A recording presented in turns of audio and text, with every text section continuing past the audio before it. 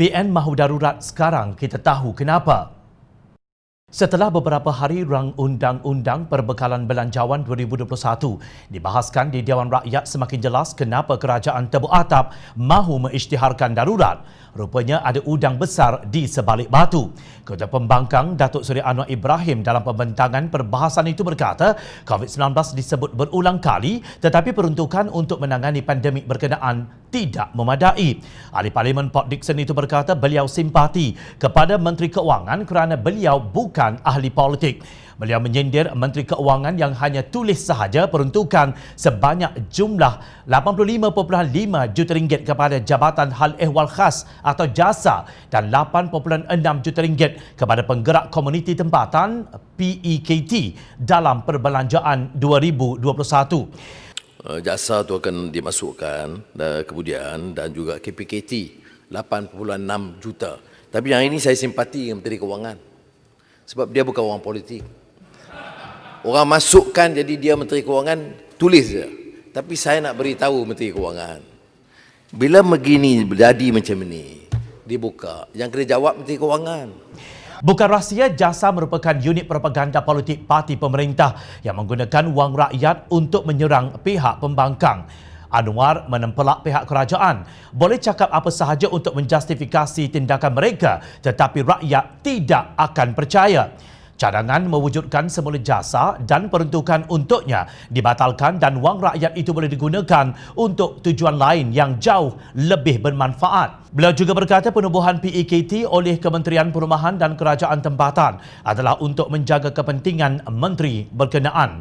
Selain itu, tegas Anwar, kajian mendapati bukan sahaja golongan B40 yang terjejas teruk, malahan golongan M40 sudah mula bergelut dengan kos yang terpaksa ditanggung setiap bulan.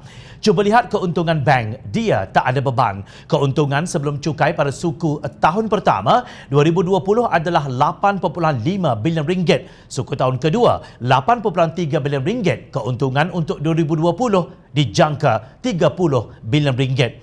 Justru beliau melihat bank ini tak ada beban langsung. Beliau meminta supaya diluaskan lagi moratorium kepada M40 yang ramai di kalangan mereka akan turun jadi B40. Anwar berkata kerajaan perlu terus memberi keutamaan menjaga kebajikan rakyat tak kala negara sedang dihimpit dengan masalah pandemik COVID-19. Saya nak dengar jawapan seorang Menteri Keuangan, bukan seorang pengurus bank. Angka yang disebut exposure, katalah 5%, itu hanya 2.6 bilion berbanding keuntungan 30 bilion ringgit sektor perbankan, katanya lagi. Menyambung perbahasan, Anwar berkata beliau juga turut menzahirkan kegusaran terhadap peningkatan perbelanjaan pembangunan atau CAPEX dalam Pelanjawan 2021 iaitu sebanyak 69 bilion ringgit. Beliau berkata tidak ada masalah sekiranya projek mega seperti Lebuh Raya Pen Borneo diteruskan, tetapi mungkin dapat dipertimbangkan sekiranya skalanya dikecilkan terlebih dahulu. Sembah kepada Tuanku, ini belanjawan COVID-19 nak bantu rakyat. Semua kena setuju, sindirnya. Tetapi kata Anwar, apabila dilihat kumpulan wang untuk COVID-19 hanya sekadar 5.8%. Justru beliau mengusulkan 19 bilion ringgit yang dimasukkan kepada dana pembangunan itu mesti dipindahkan dan dimasukkan ke dalam kumpulan wang COVID-19. Anwar berkata dalam perkara ini pihaknya tidak akan sesekali bertolak ansur. Peruntukan yang diwawarkan sebagai belanjawan COVID-19 ini tidak menepati kerana tak dapat tangani masalah petani, termasuk penanam padi, nelayan dan juga jumlah besar yang menganggur atau yang minat bekerja dekat rumah tetapi tidak diberi allowance seperti bil elektrik dan internet, kata pengerusi Pakatan Harapan itu. Tanpa pertimbangan, semua isu yang dibangkitkan belanjawan 2021 tidak akan disokong untuk diluluskan. Kita tahu kenapa kerajaan Tebuk Atap mahu mengisytiharkan darurat yang menyebabkan Parlimen digantung.